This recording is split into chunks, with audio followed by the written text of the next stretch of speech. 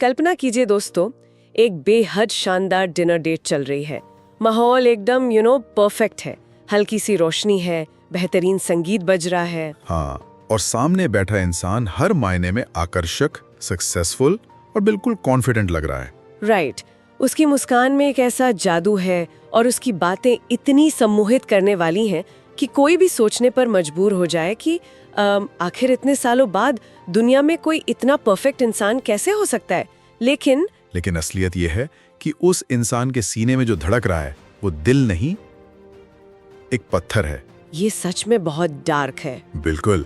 वो आपकी आंखों में प्यार नहीं तलाश रहा है, वो तो बस सामने वाले की आंखों में झांक कर उसकी कमजोरियों का बहुत गहराई से अध्ययन कर रहा है। मतलब वो बस डेटा कलेक्ट कर रहा है। एकदम सही। वो ये कैलकुलेट कर रहा है कि आपके विश्वास की दीवार में दरार कहाँ है, वार कहाँ से करना सबसे आसान होगा और इस इंसान को पूरी तरह से कैसे तोड़ा जा सकता है। ओह वाह दोस्तों, इस बात को सुनकर मेरे खुद के रोंगटे खड़े हो गए हैं। एक बहुत ही डार्क और कड़वा सच है ये। अगर इसको एक लाइन में कहूँ तो कुछ लोग दिल नहीं तोड़ते, वे पहले उसका अध्ययन करते हैं। सही कहा। ये मनोविज्ञान का एक ऐसा खौफनाक सच है जिस पर अक्सर तब तक यकीन नहीं होता जब तक इंसान खुद इसका शिकार न बन जाए। राइट। तो आप सभी का स्वागत है हमारे इस बेहद खास और गहरे विश्लेषण में। आज का ये डीप डाइव कोई आम चर्चा नहीं है दोस्तों। ये डेंजरस पर्सनालिटीज यानी खतरनाक व्यक्तित्वों की हमारी सीरीज का पार्ट 4 फिनाले है, यानी अंतिम अध्याय। हाँ, और आज के इस डीप डाइव के लिए हमने क्रिमिनल साइकोलॉजी के कई रिसर्च पेपर्स, डॉक्टर रॉबर्ट हार की साइकोपैथी चेकलिस्ट और कई रियल लाइफ केस स्टडीज के स्टैक को खंगाला है। हमारा मिशन सिर्फ एक है, इस जानकारी को डिकोड करना, ताकि आप सभी उस खतरे को पहचान सकें जो अक्सर परफेक्शन का मुखौटा पहने होता है।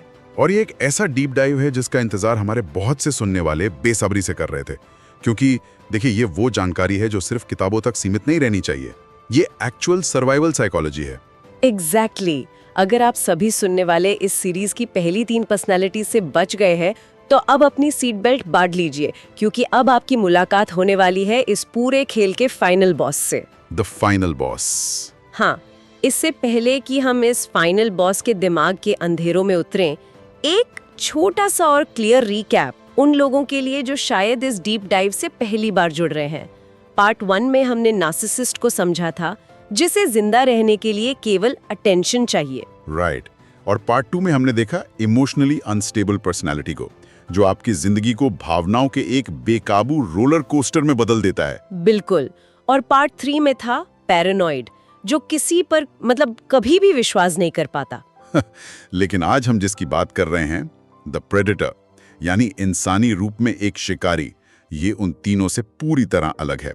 ये कोई गलती नहीं करता, इसका हर एक कदम सोची समझी चाल होता है। यही कारण है कि ये डीप डाइव बाकी सबसे इतना अलग और जरूरी है।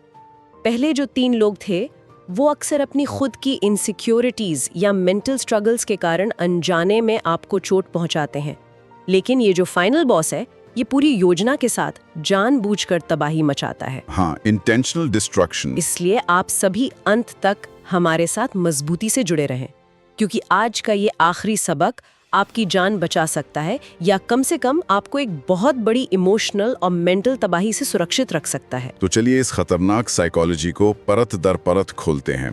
देखिए, जब हम ये समझ लेते हैं कि ऐसा इंसान हमारे समाज में, हमारे ही आसपास मौजूद हो सकता है, तो सबसे पहला सवाल यही उठता है कि आखिर वो दिखता कैसा है। वही तो, क्या ऐसे लोगों के माथे पर खतरे का कोई निशान होता है, जैसे कोई बड़ा सा रेड फ्लैग जो दूर से ही चीख चीख कर कह रहा हो कि मुझसे दूर रहो। और साइकोलॉजी की दुनिया का सबसे बड़ा धोखा यहीं छिपा है। प्रेडेटर कभी डरावना नहीं दिखता। असल में उनका सबसे बड़ा और घातक हथियार उनका परफेक्ट दिखना ही है। परफेक्ट दिखना? हाँ, क्लिनिकल साइकोलॉजी में इसे द मास्क ऑफ सैनिटी यानी समझदारी का मुखौटा कहा जाता है। वे समाज के सबसे अच्छे कपड़े पहनने वाले, सबसे सलीके से बात करने वाले और सबसे आकर्षक लोग होते हैं। मतलब बाहर से सब कुछ नॉर्मल, बल्कि एक आम इंसान से भी कहीं ज्यादा सुलझा हुआ और बेहतर। बिल्कुल। जब कोई पहली बार उनसे मिलता है तो वो एक आइडियल इंसान लगते हैं, लेकिन उस मुखौटे के पीछे का जो न्यूरोलॉजिकल सच है वो बेहद भयानक है। आम इंसानों के दिमाग में एक हिस्सा होता है एमिगडाला, जो भावनाओं, डर और एम्पैथी को प्रोसेस करता है। राइट, एम्पैथी यानी सहानुभूति। हाँ, जब एक आम इंसान किसी को रोते हुए या दर्द में देखता है तो उसके खुद के अंदर एक फिजिकल रिएक्शन होता है, लेकिन प्रेडेटर के दिमाग में एम्पैथी का ये स्विच बचपन से ही बंद होता है। Wait really? तो इसका सीधा मतलब ये हुआ कि वो हमारी तरह महसूस ही नहीं करते, किसी का रोना या किसी का गिड़गिड़ाना उन पर कोई असर नहीं डालता। वो उस दर्द को महसूस नहीं करते, वो उसे सिर्फ ऑब्जर्व करते हैं। उनके लिए बाकी इंसान जीते जागते लोग नहीं हैं, बल्कि शतरंज के मोहरे हैं। किसी की भावनाएं उनके लिए सिर्फ डेटा है, किसी का विश्वास उनके लिए एक एक्सेस कार्ड की तरह है जिससे वो आपकी जिंदगी में घुसपैठ कर सकें। और प्यार? प्यार तो उनके लिए सामने वाले पर पूरा कंट्रोल पाने का सबसे आसान शॉर्टकट है। My God! इसे थोड़ा और गहराई से समझते हैं दोस्तों। मैं इसे एक एनालॉजी के जरिए देखने की कोशिश कर रही हूँ। ये पूरी तरह से एक एडवांस्ड कंप्यूटर वायरस की तरह है, जैसे एक ट्रोजन हॉर्स। हाँ, ट्रोजन हॉर्स बेहतरीन एनालॉजी है। जब वो वायरस सिस्टम में आता है तो वो कोई लाल रंग की डरावनी वार्निंग लेकर नहीं आता। वो एक बेहद जरूरी, सुरक्षित और अट्रैक्टिव सिस्टम अपडेट का रूप लेकर जिंदगी में आता है। वो ऐसा बिहेव करता है मानो वो आपके सिस्टम को बेहतर बनाने आया है, और ये तब तक बहुत मददगार लगता है जब तक कि ये अंदर घुसकर सारे सिक्योरिटी फीचर्स बंद ना कर दे और पूरा सिस्टम तबाह ना कर दे। ये एनालॉजी इस साइकोलॉजी को बिल्कुल सटीक तरीके से समझाती है। वो ट्रोजन हॉर्स ये विश्वास दिलाता है कि वो आपकी भलाई के लिए है। प्रेडेटर ठीक यही करता है। वो आपकी हर सिक्योरिटी चेक और हर रेड फ्लैग को अपने चार्म से बाईपास कर देता है। तो अगर ये मुखौटा इतना ही परफेक्ट है तो फिर इस वायरस को पकड़ा कैसे जाए? कोई तो ऐसे दरार होगी, कोई तो ऐसा तरीका होगा जिससे इन प्रेडेटर्स को पहचाना जा सके। तरीके हैं, लेकिन वे बहुत सटल हैं। उस मुखौटे के पीछे की सच्चाई देखने के लिए हमें उनके बिहेवियर के पैटर्न को समझना होगा। उनके काम करने के तरीके में कुछ बेहद छुपे हुए लक्षण होते हैं, और जो लोग इन लक्षणों को डिकोड करना सीख जाते हैं वो इनके जाल में फंसने से बच सकते हैं। तो लक्षण क्या है? सबसे पहला और प्रमुख हथियार है उनका सुपरफिशियल चार्म, या आसान शब्दों में कहें तो मीठी छुरी। मीठी छुरी, जैसे वो सोशल कैमेलियंस होते हैं जहां वे तुरंत अपना रंग बदल लेते हैं। ठीक वही। उनमें ये एक खौफनाक क्षमता होती है कि वे सामने वाले को पूरी तरह स्कैन कर लेते हैं। लोगों के इंटरेस्ट को पढ़ना उनके लिए खेल है। मान लीजिए सामने वाले की रुचि आर्ट में है या वो स्पिरिचुअलिटी से जुड़ा है, तो प्रेडेटर तुरंत अपने व्यक्तित्व को उसी सांचे में ढाल लेगा। वो वैसा ही बन जाएगा। बिल्कुल। अगर किसी को एक शांत जीवन साथी या दोस्त चाहिए तो वो एकदम शांत और समझदार बन जाएंगे। वे सामने वाले इंसान की गहरी इच्छाओं का आईना बन जाते हैं। लेकिन देखिए, यहाँ मैं थोड़ा पुशबैक देना चाहूंगी। मेरा मतलब है, जब दो लोग पहली बार मिलते हैं किसी नई डेट पर या यहाँ तक कि किसी जॉब इंटरव्यू में भी, तो हर कोई अपना बेस्ट वर्जन ही दिखाने की कोशिश करता है ना। हाँ, ये एक नेचुरल ह्यूमन टेंडेंसी है। वही तो, हर इंसान चाहता है कि सामने वाले से उसकी रुचियां मैच करें। तो हमारे सुनने वाले ये कैसे पहचाने कि ये किसी की आम घबराहट है, अच्छा दिखने का प्रयास है, या फिर ये उस प्रेडेटर की सोची समझी डार्क चाल है? ये फर्क समझना बहुत जरूरी है, और यहीं पर साइकोलॉजी हमें सही रास्ता दिखाती है। देखिए, एक सामान्य इंसान जब किसी को पसंद करता है तो वो उसे इम्प्रेस करने की कोशिश करता है। राइट। और इम्प्रेस करने की इस कोशिश में एक वल्नरेबिलिटी होती है, एक कमजोरी। वो इंसान नर्वस होता है, हड़बड़ाता है, शायद ज्यादा बोलने लगता है, या कभी कभी बेवकूफी भरी बातें भी कर देता है क्योंकि उसे रिजेक्ट होने का डर होता है। ओह, आई सी। तो एक आम इंसान के परफेक्शन में भी एक तरह की इम्परफेक्शन होती है। एग्जैक्टली। लेकिन एक प्रेडेटर इम्प्रेस नहीं कर रहा होता, वो स्टडी कर रहा होता है। वाओ। वो बिल्कुल नर्वस नहीं होता। उसका बिहेवियर एकदम सटीक, शांत और कैलकुलेटेड होता है। वो इतनी जल्दी आपके हर विचार से 100% सहमत होने लगता है कि वो too good to be true लगने लगता है, यानी हकीकत होने के लिए बहुत ज्यादा अच्छा। तो वो ये सब बस एक जाल बुनने के लिए कर रहा है? हाँ, वो ये सब इसलिए कर रहा है ताकि सामने वाले को एक झूठे सुरक्षा चक्र में फंसा सके। वो आपसे प्यार नहीं कर रहा, वो आपकी साइकोलॉजी का अध्ययन कर रहा है। वो इम्प्रेस नहीं, स्टडी कर रहा है। ये लाइन अपने आप में रोंगटे खड़े कर देने वाली है।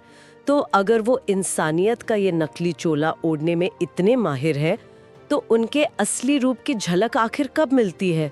क्या तब जब कोई संकट आता है, या जब वो रंगे हाथों पकड़े जाते हैं? हाँ, और यही हमें उनके एक और खौफनाक पहलू की तरफ ले जाता है, दूसरा लक्षण कोल्ड रैशनैलिटी, यानी भावनाहीन तर्क। भावनाहीन तर्क, इसका क्या मतलब हुआ? देखिए, एक आम इंसान अगर कोई गलती करता है या किसी का दिल दुखाता है तो वो गिल्ट से यानी अपराध बोध से भर जाता है, उसे रातों को नींद नहीं आती।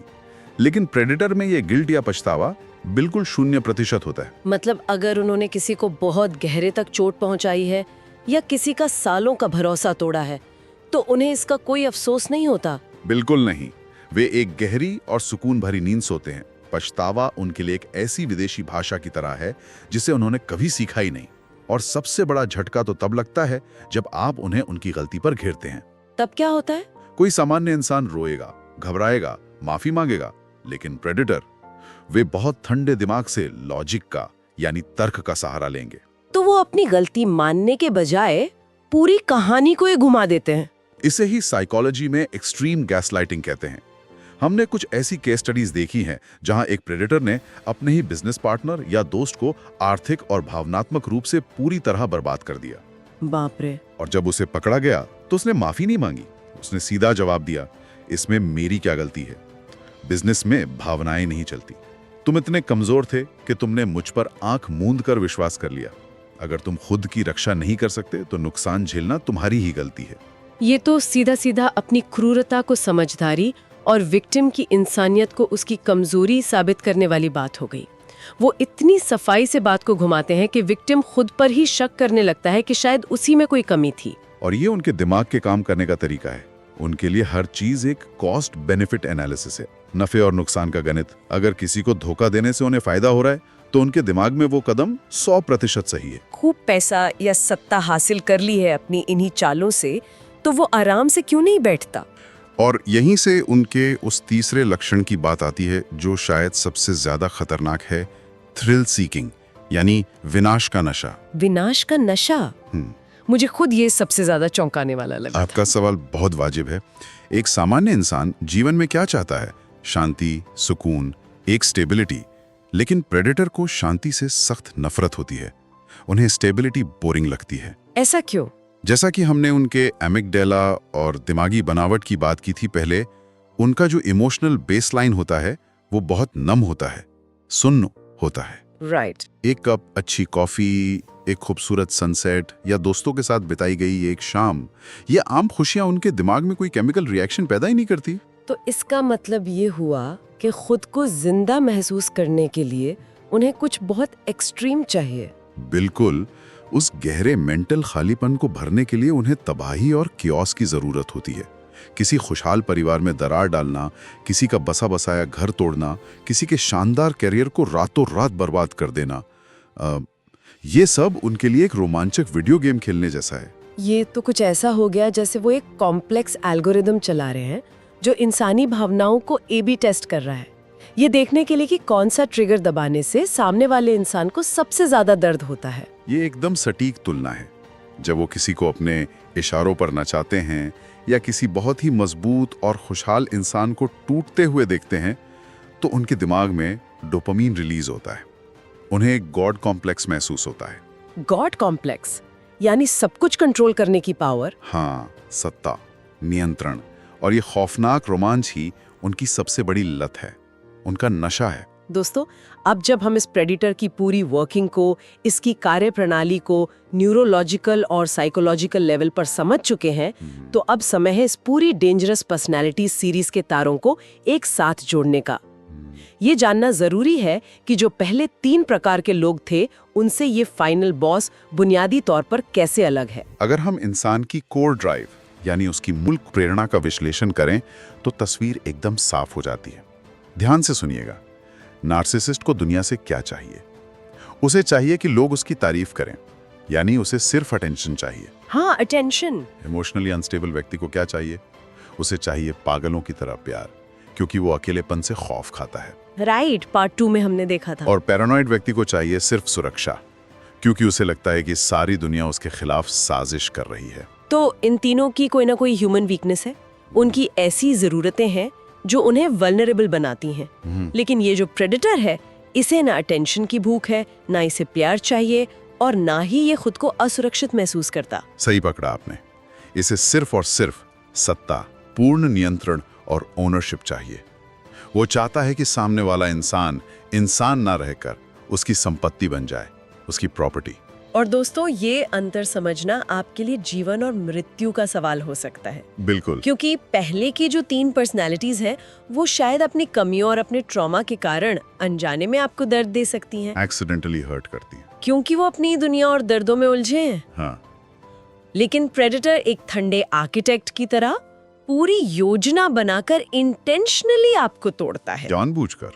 और ये खौफनाक अंतर ही उसे इंसानियत के पूरे स्पेक्ट्रम में सबसे ज्यादा खतरनाक बनाता है। बिल्कुल। अब इस सबसे बड़े खतरे को गहराई से समझने के बाद सबसे महत्वपूर्ण सवाल समाधान का आता है। हमारे समाज में, हमारी फिल्मों में और कहानियों में हमें बचपन से एक ही सबक सिखाया जाता है दोस्तों, कि प्यार में बहुत ताकत होती है, प्यार से किसी को भी बदला जा सकता है। हाँ, ये एक बहुत आम धारणा है। तो मेरा सवाल ये है कि क्या अपने असीम धैर्य, प्यार और बलिदान से ऐसे किसी प्रेडिटर को सुधारा जा सकता है? ये एक ऐसा खतरनाक भ्रम है जिसने इतिहास में न जाने कितनी जिंदगियां बर्बाद की हैं। साइकोलॉजी इस पर बहुत ही स्पष्ट और कठोर सत्य सामने रखती है। ऐसे प्रेडिटर्स को कभी किसी भी हाल में बदला नहीं जा सकता। वेट, कभी नहीं? क्या थेरेपी या किसी बहुत अच्छी साइकोलॉजिकल मदद से भी नहीं? नहीं, क्योंकि जैसा कि हमने पहले देखा, वो टूटे हुए नहीं हैं जिन्हें जोड़ा जा सके। उनका न्यूरोलॉजिकल ढांचा ही अलग तरीके से वायर्ड है। और सबसे बड़ी बात, वो खुद को बीमार मानते ही नहीं है। उन्हें लगता है कि बाकी पूरी दुनिया बेवकूफ़ है और सिर्फ वो ही समझदार है। तो ये जो ब्यूटी एंड द बीस्ट वाली कहानी है, ये रियल लाइफ में काम नहीं आती, जहाँ एक राक्षस को इतना प्यार दिया जाए कि वो अंत में एक अच्छा राजकुमार बन जाए। असल जिंदगी की सच्चाई इससे कोसों दूर है। अगर कोई इंसान एक प्रेडेटर के सामने अपना दिल खोल कर रख दे, अपनी पूरी सहानुभूति और प्यार दिखाए, तो प्रेडेटर उसे प्यार से अपनाएगा नहीं। तो वो क्या करेगा? वो उस सहानुभूति को उस इंसान की सबसे बड़ी कमजोरी मानेगा और उसे अपना अगला हथियार बना लेगा। उन्हें आपकी एम्पैथी से, आपके दुख से ऊर्जा मिलती है, फ्यूल मिलता है। ये तो सच में डरावना है। तो फिर एकमात्र समाधान क्या बचता है? ऐसे किसी इंसान से खुद का बचाव कैसे किया जाए? सिर्फ और सिर्फ एक ही रास्ता है, नो कांटेक्ट, पूरी तरह से दूरी। जीवन के हर हिस्से से उन्हें ब्लॉक करना, बहुत सख्त बाउंड्रीज यानी सीमाएं बनाना, और पूर्ण खामोशी। मतलब उनसे बहस करने का भी कोई फायदा नहीं? बिल्कुल नहीं। कोई स्पष्टीकरण देने की जरूरत नहीं है, कोई आखिरी बातचीत नहीं करनी, बस वहां से गायब हो जाना है। इस डीप डाइव को सुनने वाले आप सभी लोग इस बात को गांठ बांध लें। अगर कोई इंसान बिना इंसानियत के, बिना सच्ची भावनाओं के हद से ज्यादा परफेक्ट लगे, तो बिना पीछे मुड़े वहां से भाग जाना चाहिए। अक्सर हमारे समाज में खुद को सबसे पहले रखने को लोग स्वार्थ कह देते हैं। लोगों को लगता है कि उन्हें रुककर सामने वाले की मदद करनी चाहिए, उसे ठीक करना चाहिए। हाँ, लोग हीरो बनने की कोशिश करते हैं। एग्जैक्टली। लेकिन एक प्रेडेटर के सामने आत्मरक्षा को, सेल्फ प्रोटेक्शन को कभी स्वार्थ नहीं समझना चाहिए दोस्तों। ये शुद्ध रूप से सर्वाइवल है। ये बिल्कुल वैसा ही है जैसे आग में हाथ डालकर ये उम्मीद करना कि आग आपको जलाएगी नहीं। आग का स्वभाव जलाना है। ये महानता नहीं, बेवकूफी होगी। आपको आग से दूरी रहना होगा। सही कहा आपने। दोस्तों, हम इस गहरी और दार्शनिक चर्चा के अंतिम पड़ाव पर आ गए हैं। इस पूरे विश्लेषण को समेटते हुए ये कहना गलत नहीं होगा कि इस दुनिया में इंसान की सबसे बड़ी ताकत पैसा, अच्छा दिखना या रुतबा नहीं है। इस पूरी सीरीज का फाइनल लेसन ये है कि जीवन में सबसे बड़ी ताकत है जागरूकता, यानी अवेयरनेस।